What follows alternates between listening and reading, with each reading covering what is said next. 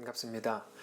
오늘 사무엘상 28장 1절부터 7절을 중심으로 하나님의 초대라는 주제의 말씀을 함께 나누겠습니다. 오늘 본문은 블레셋과 이스라엘의 전쟁 직전의 상황이 그 배경입니다. 그 시대의 블레셋은 하나의 커다란 완전한 국가였다기보다 여러 지방 호주 국가들까지 합쳐진 소위 연합체였습니다. 다윗은 그 중에서 가드라는 지방국가에 아기스 왕과 함께 지내고 있었습니다. 블레셋이 이스라엘과 전쟁을 하고 싶었습니다. 사실 블레셋은 그동안 이스라엘에 대한 심각한 두려움이 있었습니다. 그런데 그 이유는 다윗 때문이었습니다. 다윗이 블레셋의 장수였던 골리앗을 죽였기 때문입니다. 근데 지금은 다윗이 블레셋의 가드 땅에 있었기 때문에 블레셋이 더 이상 이스라엘을 두려워할 이유가 없었습니다. 그래서 이 기회에 이스라엘의 싹을 아예 잘라버리자 이렇게 된 겁니다. 그래서 이제 블레셋의 지방 국가들까지 연락을 취해서 모든 군대를 모으라 이렇게 됐죠. 아기스는 그 전쟁에 참여하게 되면서 다윗을 부릅니다. 그리고는 다윗에게도 이번 전쟁에서 참여해서 큰 공을 세워라 이렇게 말하죠. 1년 4개월 동안 다윗이 이스라엘과 맞서 싸웠다고 아기스는 생각하고 있었기 때문에 그럴 바에야 아예 차라리 공식적인 전쟁에 참여해서 공을 세워라 이렇게 된 겁니다. 1절. 그때 블레셋 사람들이 이스라엘과 싸우려고 군대를 모집한지라 아기스가 다윗에게 이르되 너는 밝히 알라. 너와 네 사람들이 나와 함께 나가서 군대에 참가할 것이니라. 다윗은 난감했을 겁니다. 사실 가드에 있는 기간 동안에 다윗은 이스라엘과 싸운 적이 없었고 이스라엘의 대적과 싸웠습니다. 근데 그것을 늘 아기스에게는 속여왔기 때문에 어디서 싸우냐? 누구랑 싸우냐? 이스라엘랑 싸웠습니다. 이렇게 속여왔기 때문에 뭐라고 얘기해야 될지를 몰랐습니다. 그래서 일단은 알겠습니다라고 대답을 하죠. 이 알겠습니다라는 대답이 간단한 게 아닌 이유가 다윗은 얼마 후에 이스라엘의 왕이 될 사람입니다. 이미 기름 부음까지 받은 상황입니다. 근데 너 이스라엘과 나가서 싸우자. 네, 알겠습니다.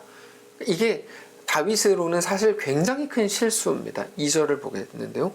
다윗이 아기스에게 이르되 그러면 당신의 종이 행할 바를 아시리이다. 이런 말입니다. 내가 뭐 해야 되는지 말씀을 해 주십시오. 알고 계시죠? 그랬더니 아기스가 다윗에게 이르되 그러면 내가 너를 영원히 내 머리 지키는 자를 삼으리라. 내 호위무사를 해라. 이렇게 된 겁니다.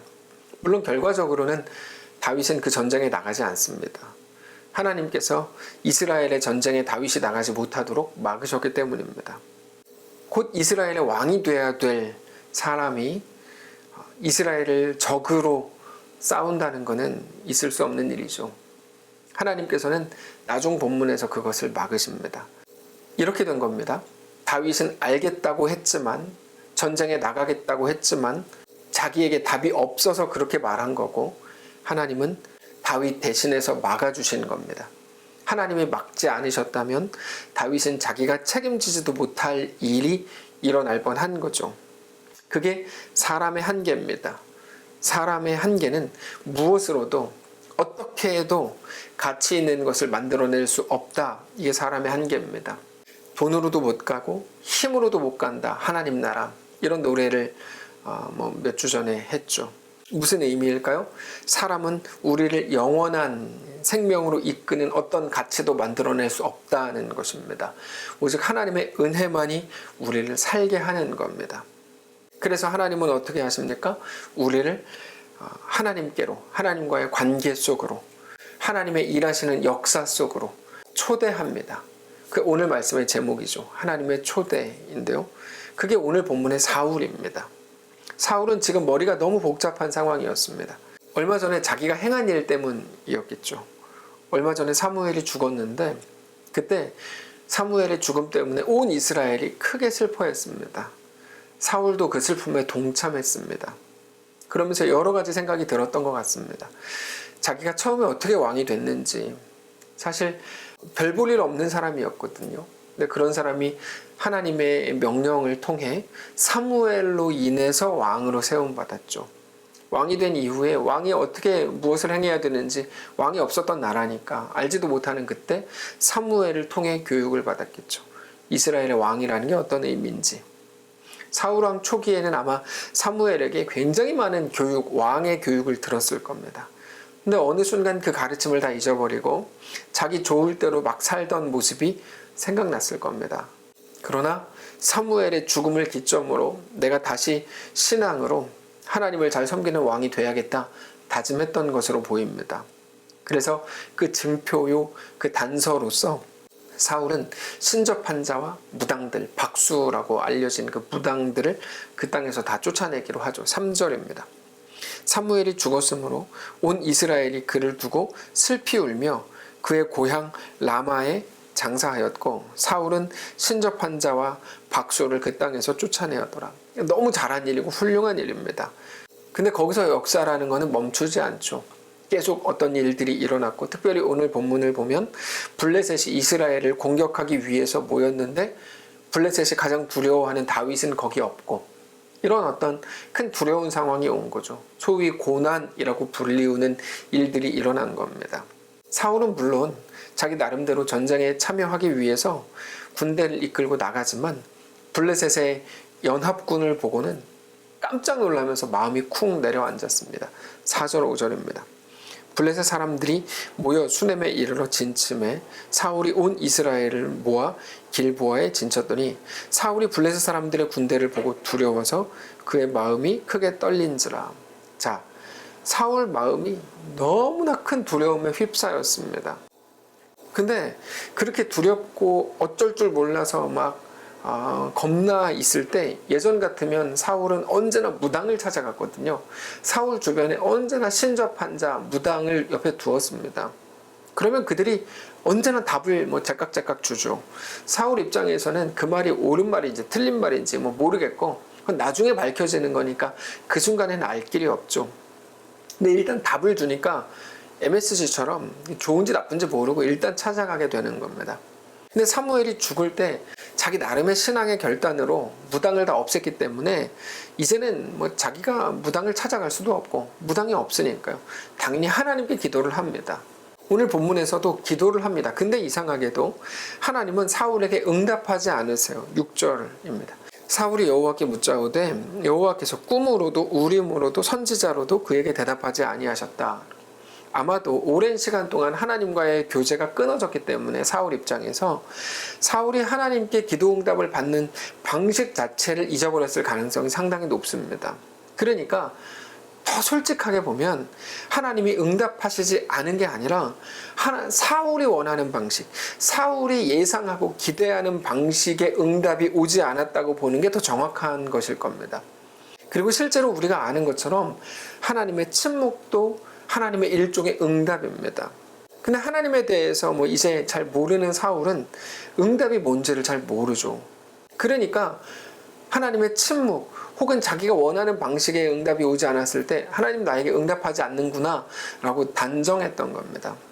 근데 여기에서 우리가 사울의 한 가지 중요한 것을 발견하게 되는데 사울은 진짜 답, 진정한 답, 하나님의 답이 궁금했던 게 아니라 자기가 원하는 답을 듣고 싶었을 뿐이었다는 사실입니다. 어떻게 알죠? 여러분 상식적으로 하나님의 마음이 궁금하고 그게 진짜 중요한 문제였다면 하나님의 답이 없으면 어떻게 해야 돼요? 하나님이 답을 하실 때까지 기다려야죠. 하나님의 답이 궁금한 거라면 전쟁이 일어났는데요. 하나님이 알아서 하시겠죠. 전쟁에 안 나가면 됩니다. 기다리면 됩니다. 근데 사울은 그렇게 하지 않아요. 많은 사람들의 모습도 이와 같습니다. 어떤 집사님이 자기 딸이 결혼하겠다고 남자친구를 데리고 왔는데 의외로 그 남자가 인물도 좋고 직장도 좋고 집안도 좋아요. 너무 다 좋아요. 얘가 어떻게 된 거지? 그래서 남자가 마음 바뀌기 전에 빨리 결혼을 시키고 싶은데 한 번에 허락을 하면 너무 없어 보일 것 같았죠. 그래서 이 문제를 가지고 점집에 갑니다. 결혼시켜도 됩니까? 근데 그 점쟁이가 안 된대요. 안 된다. 그럼 집안에 흉한 일이 생긴다. 큰일 난다. 이 정신 나간 집사님이 어떻게 했을까요? 좋은 사윗감입니다라는 말을 하는 점쟁이를 찾아서 돌아다니기 시작했죠. 5명이든 10명이든 계속. 그리고 나서 결국에 둘이 너무 잘 맞으니까 빨리 결혼시켜라 라는 말을 하는 점쟁이를 만납니다. 그리고는 할렐루야 그러면서 결혼을 시켰다는 이야기가 있죠. 사람은 자기가 원하는 답을 듣고 싶어 하는 겁니다. 근데 하나님은 하나님의 방식으로 말씀하시죠. 그래서 오늘 본문에서 사울은 그 답을 못 들은 겁니다. 사울은 혼자 꿈으로 답을 주실래나? 아니면 우림과 둠밈으로 답을 주실래나? 우림과 둠밈이라는 거는 yes or no 이렇게 이제 예, 아니오로 대답을 주시는 하나님의 구약에서의 특별한 도구가 있습니다. 아니면 선지자를 보내서 나한테 답을 주실래나? 생각을 했는데 그 세 가지 어느 방식으로도 답을 주시지 않은 거거든요.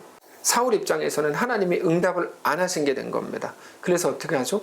답을 찾기 위해서, 정확히 말하면 답을 듣기 위해서 무당을 찾아갑니다. 자, 이게 중요한데 사울을 잘 보십시오.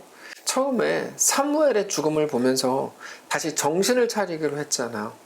이제 손쉬운 답을 구하지 않겠다. 이게 사울이 내린 그때의 결정이었습니다. 어렵더라도 하나님께 묻고 가겠다는 것이 그때의 결단이었습니다. 사울 수십 년의 교회 생활 끝에 드디어 성도다운 결단이 하나 나온 겁니다. 근데 자기가 생각한 응답이 오지 않자 사울은 어떻게 합니까? 또다시 손쉬운 해답을 찾아갑니다. 근데 이게 영적으로 보면 결코 간단한 문제가 아닙니다. 사울이 궁금했던 거는 블레셋이 쳐들어온다는데 그래서 지금 당장 내가 어떻게 해야 되지? 이게 궁금했던 것이라는 사실이 드러나는 순간이죠. 만일에 사울이 정말 하나님의 마음을 궁금해했다면 끝까지 물었어야 됩니다. 당연한 겁니다. 하나님의 뜻이 궁금하니까 말씀을 주실 때까지 기다려야죠. 죽으면 죽으리이다. 그렇게 했어야죠. 근데 자기가 느낄 때 하나님이 대답을 안 하신다고 하니까 점쟁이를 찾아가요. 왜 점쟁이를 찾아갑니까? 그에게는 하나님의 마음, 하나님의 뜻 이게 중요한 게 아니었기 때문입니다. 하나님은 사울 앞에 놓여진 그 일을 통해서 말씀의 제목처럼 하나님의 초대, 사울을 초대하고 계시는 거거든요. 이 일을 통해서 나에게 오라, 나에게 속하기를 원한다 라고 말씀을 하시는 건데 사울은 그 일의 해결이 중요한 거죠. 바로 이 차이. 어쩌면 우리가 매일같이 묵상해야 되는 것이 바로 그것입니다. 어쩌면 지금 코로나 시대를 지나는 한국교회에게 적나라하게 드러난 현상인지도 모릅니다. 많은 한국교회는 코로나 종식을 위해 기도합니다. 사회가 고통을 당하고 힘들어하니까 그렇게 기도할 수 있죠. 근데 정말 중요한 게 무엇이냐는 거야. 이 모든 상황 속에서 우리에게 대한 하나님의 마음, 하나님의 뜻, 하나님의 의도, 하나님의 목적, 우리가 어떻게 하기를 원하시는지 하나님의 이끄심이 중요한가 아니면 문제 해결이 중요한가 하는 거죠. 막 금식하면서 하나님께 떼쓰고 소리 지르면서 외치죠. 코로나를 종식시켜 주십시오. 그 속에 있는 하나님의 뜻, 하나님의 마음을 깨달아 하나님의 그 뜻 안에 거하는 것이 훨씬 중요할 겁니다. 아침 경건회를 통해서 이미 여러 번 말씀을 드렸지만 우상 숭배와 신앙의 차이 무엇이라고 말씀을 드렸습니까? 하나님이 목적이 되고 대상이 되면 신앙이다. 그러나 하나님을 다른 것을 얻기 위한 수단으로 쓰면 그건 우상 숭배다. 근데 사울이 그거 하고 있는 겁니다. 하나님을 자기의 평화를 위한 수단으로 쓰는 거죠. 하나님이 보호해야죠. 하나님이 지켜줘야죠. 하나님이 복을 줘야죠.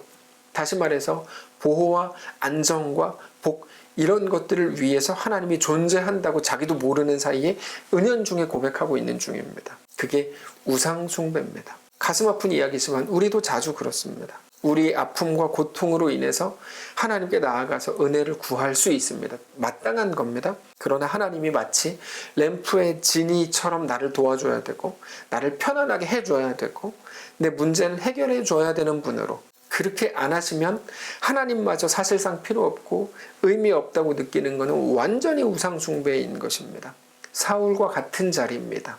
사울은 두려움 앞에서 자기의 실체를 드러냅니다. 자, 두려움. 다시 말해서 고난은 뭡니까?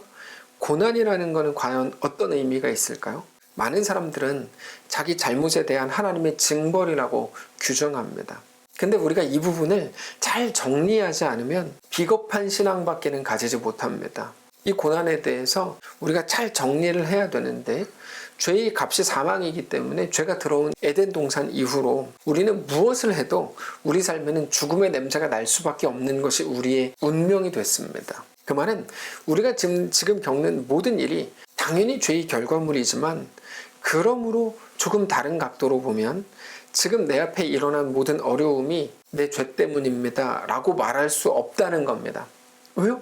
모든 일이 죄의 결과물이니까요. 모든 게 죄의 결과물인데 뭐를 더 특별하게 그렇게 죄를 지어서 라는 말로 단정을 합니까? 그럴 수 없습니다. 그럼 우리가 겪는 고난은, 고통은 무엇일까요? 지난주에 나누었지만 하나님의 일하심입니다. 고난은 정황인데 정황은 살아보라, 살아내라, 살아라 라고 말씀하시는 삶의 현장입니다.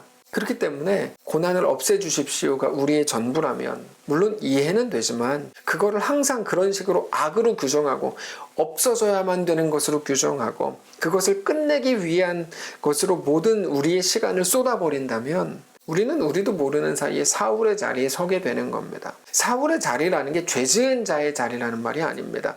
사울은 지금 구분을 못하고 있는 거죠. 구분을 못하는 자리. 자, 사울은 두려움 앞에 있습니다. 그게 고난이죠. 근데 그 고난 앞에서 사울은 무엇을 하고 있습니까? 분명히 얼마 전에 신접한 자 무당을 다 쫓아냈잖아. 그게 무슨 의미죠? 쉽게 가지 않겠다라는 거거든요. 무당에게 가면 바로바로 제깍제깍 답을 준다. 근데 무당을 치운다. 왜요? 쉬운 길로 가지 않겠다. 그러면 이젠 하나님께 묻고 가겠다. 하나님께 듣고 가겠다. 이런 말입니다. 근데 사울은 두려움이라는 고난 앞에서, 위기 앞에서 또다시 쉬운 길을 찾더라는 거예요. 그게 사울의 자리입니다. 그게 6절 7절입니다. 사울이 여호와께 묻자오되 여호와께서 꿈으로도 우림으로도 선지자로도 그에게 대답하지 아니하시므로 사울이 그의 신하들에게 이르되 나를 위하여 신접한 여인을 찾으라. 내가 그리로 가서 그에게 물으리라 하니 그의 신하들이 그에게 이르되 보소서 엔돌에 신접한 여인이 있나이다. 하나님은 오늘 우리에게 이렇게 부르시는 겁니다. 너 답을 찾고 싶은 거니? 아니면 하나님께 속하기를 원하는 거니? 너 문제 해결을 원하는 거니? 아니면 하나님의 뜻이 궁금한 거니? 답이 필요한가? 하나님이 필요한가? 답과 하나님 사이에서 선택하라는 겁니다. 우리는 하나님이 답이잖아요. 하나님이 답을 주시잖아요. 라고 말하고 싶은데 구분을 하라는 거야. 답이 필요한가? 하나님이 필요한가? 답이 하나님인가? 여호와가 하나님인가? 그 질문은 구약성경 내내 나오는 질문입니다. 거기에 답을 하셔야 됩니다. 하나님께서는 오늘 본문을 통해서 어쩌면 똑같이 위기와 두려움과 고난 앞에 서 있는 우리들에게 그거를 물으시는 겁니다. 고난을 없애는 그런 답을 찾는 것. 그래서 당장 내 앞에 어려움을 없게 만드는 게 목표인지 아니면 오늘 어떤 두려움과 어려움 속에서도 하나님께 속하게 되는 게 목표인지 성도 여러분, 오늘 우리에게 필요한 것은 오직 하나님께 속하는 것뿐입니다. 그 사실 앞에 정직히 엎드리실 수 있기를 바랍니다. 우리가 신앙생활 할 때 우리에게 가장 큰 약점은 죄냐 아니냐 모든 것을 그 차원으로 접근한다는 겁니다. 그래서 모든 말씀을 다 도덕적으로 풀려고 하고 매일 누가 옳았는지 누가 틀렸는지 그리고 누가 틀렸다면 어떤 부분에서 틀렸는지를 따지는 데 시간을 다 쏟습니다. 우리도 모르는 사이에 너무 율법적이 된 겁니다. 그런데 하나님이 우리에게 요구하시는 것은 모든 것, 모든 사건을 그렇게 푸는 게 아니고 하나님과의 관계 속에서 풀어내라고 말씀을 하신다는 것을 기억해야 됩니다. 그럼에도 말씀조차도 이 땅을 살아가기 위한 어떤 지침 정도로 도덕적으로 풀다 보니까 우리에게 대한 하나님의 마음과 뜻을 알 수가 없게 되더라는 것이죠. 사울이 그러고 있는 겁니다. 지금 블레셋이 쳐들어온다는데 어떻게 해야 되지? 이게 유일한 관심이 된 겁니다. 근데 하나님은 어떻습니까? 블레셋 앞에서도 사울이 하나님께 묻고 듣는 성도가 되기를 원하셨던 거죠. 바로 그 차이입니다. 그러면 사울이 할 말이 없었을까요? 사울이 할 말이 너무 많죠. 하나님이 나한테 그런 어려움을 주셨으니까 그런 거 아닙니까? 처음부터 어려움을 제거해주면 괜찮을 거 아닙니까?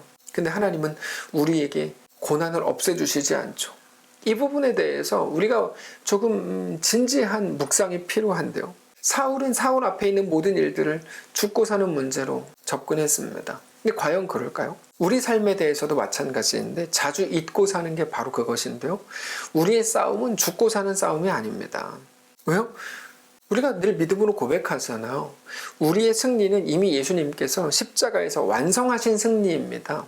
그거를 위해서 예수님이 이미 우리 대신 고난당하셨고 우리 대신 죽으셨습니다. 그리고 부활하셨습니다. 십자가에서 완성하셨고 다 이루셨습니다. 우리의 승리는 이미 정해진 겁니다. 이미 승리한 싸움입니다. 그런데도 마치 예수님이 행하신 일을 아무것도 모르는 사람처럼 내가 오늘 내 구원을 이루어야 된다고 생각하는 것처럼 살아간다면, 그래서 오늘 나의 어떤 결정, 어떤 선택을 통해 나의 살고 죽음이 마치 결정되는 매 순간 가장 중요한 절체절명의 순간인 것처럼 생각하고 살아간다면, 그거는 예수님이 지신 십자가와 예수님의 죽으심과 예수님의 부활을 모독하는 겁니다. 너는 이미 승리한 싸움을 살아가는 인생이다라고 말씀을 하시는데, 우리는 매 순간 도덕적이고도 윤리적인 함정에 빠져서 내 오늘의 결정이 나를 영원히 살게 하거나 영원히 죽일 수도 있어 라고 하는 절체절명의 순간이야. 그렇지 않다는 거죠. 우리의 싸움, 우리가 이 땅에서 우리 정황을 살아가는 모든 우리의 삶은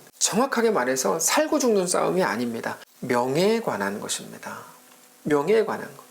그래서요, 사울이 거기서 내가 이렇게 하면 어떻게 해야 살고 어떻게 해야 죽는지 하나님 말씀 안 하시니까 무당한테라도 찾아가야지, 사는 방법을 찾기 위해서. 사울이 그 순간 하나님의 자녀요, 하나님의 성도의 길을 버리고 있었다는 겁니다.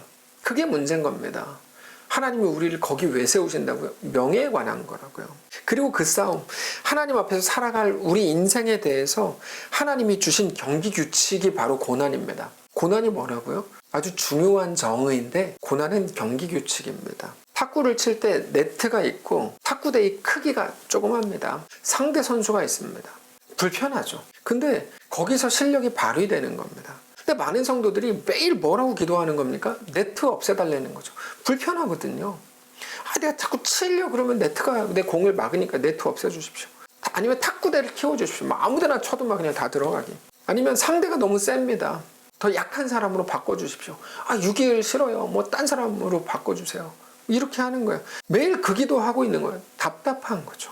매일 없애달라, 바꿔달라, 고쳐달라. 왜 그 기도를 하는 겁니까? 고난에 대해 잘못 이해하기 때문입니다. 고난을 죄의 값이라거나 아니면 내가 더 훌륭해지는 훈련 장소쯤으로 생각하면 상당히 어려워지고 복잡해집니다. 고난은 우리가 간절히 기도하고 능력을 받아가지고 해결하고 없애야 되는 그런 종류의 것이 아니고, 그 속에서 살아내야 되는 정황이고 하나님의 도전이라는 겁니다. 우리의 명예를 위해 두신 정황이라는 것입니다. 근데도 매일같이 코로나 없애주십시오. 돈을 주십시오. 돈이 없으니까 11조를 못합니다. 건강을 주십시오. 자녀를 사람 만들어 주십시오. 이게 다 이해가 되고 충분히 동의가 되는 기도들이지만, 사실 그것을 기도로 해결하고 없애야 되는, 그래야만 우리 삶이 존귀해지는 게 아니고, 우리 삶은 언제 존귀해집니까? 경기 규칙 안에서, 다시 말해서 코로나 속에서, 돈이 없는 그 상황에서, 건강이 약한 그때, 자녀의 문제가 있는 그때, 오늘 본문이라 그러면 나를 죽이겠다고 달려드는 블레셋의 견고한 진 앞에서, 거기서 성도의 명예를 되찾을 수 있다는 겁니다.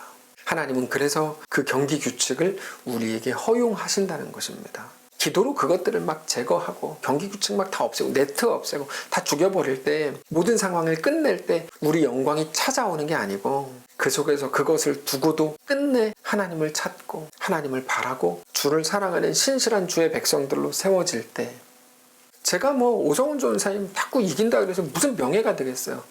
근데 6.21을 이길 때, 아니 6.21을 이겼을 때, 그때 예전에 한번 그때 명예가 생기는 거죠. 탁구라 그러면 우리 앞에 있는 모든 정황이 마찬가지라는 것입니다. 그때 그것이 우리 모든 신자가 참된 명예를 회복하는 길이고, 그게 하나님께는 영광을 돌리는 일이라, 그 말입니다. 지난주에 말씀드렸던 말인데, 고난은 정황이고 우리에게 살아보라, 살아내라고 하시는 하나님의 도전이다, 그 말입니다.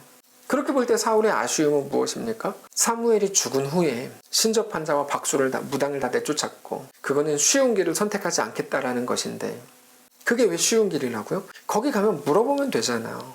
답을 주죠. 회사가 2개 붙었는데요, 어느 회사 갈까요? 물어보면 제깍제깍 대답을 해줘요. 동쪽으로 가. 얼마나 쉽습니까?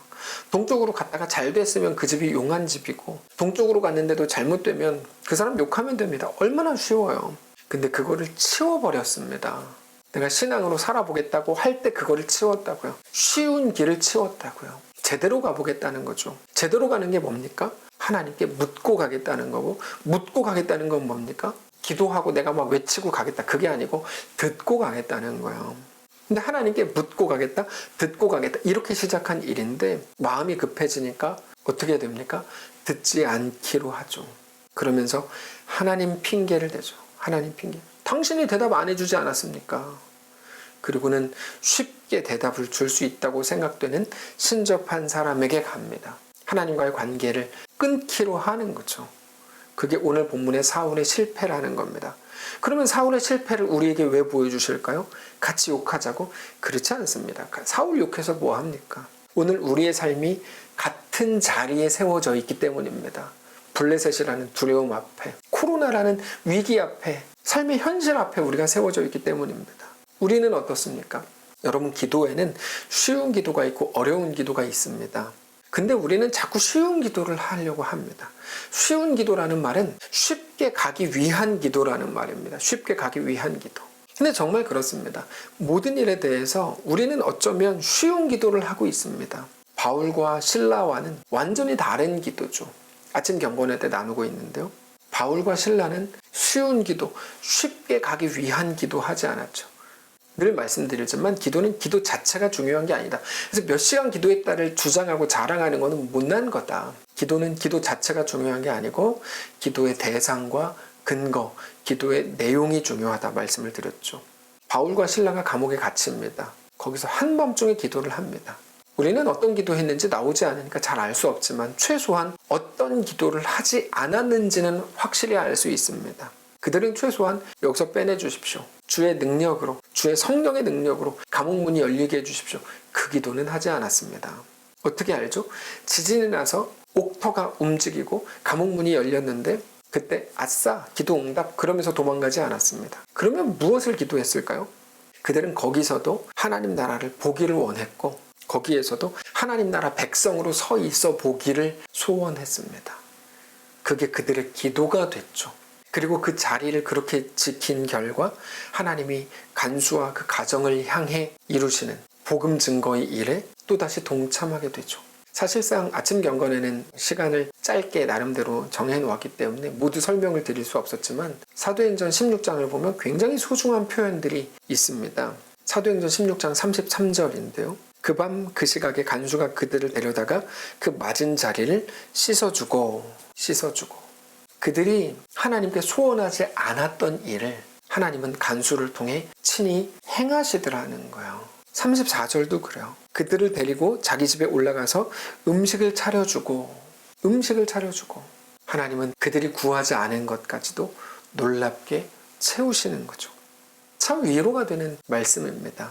하나님은 그들의 필요를 아시죠. 그러나 그들은 하나님에 대한 온전한 요구를 또 기도로 올려드리죠. 하나님 상처가 아파요. 치유되게 해주세요. 하나님 배고파요. 밥을 주세요. 그럴 수 있는데요. 그들이 집중했던 것은 무엇입니까?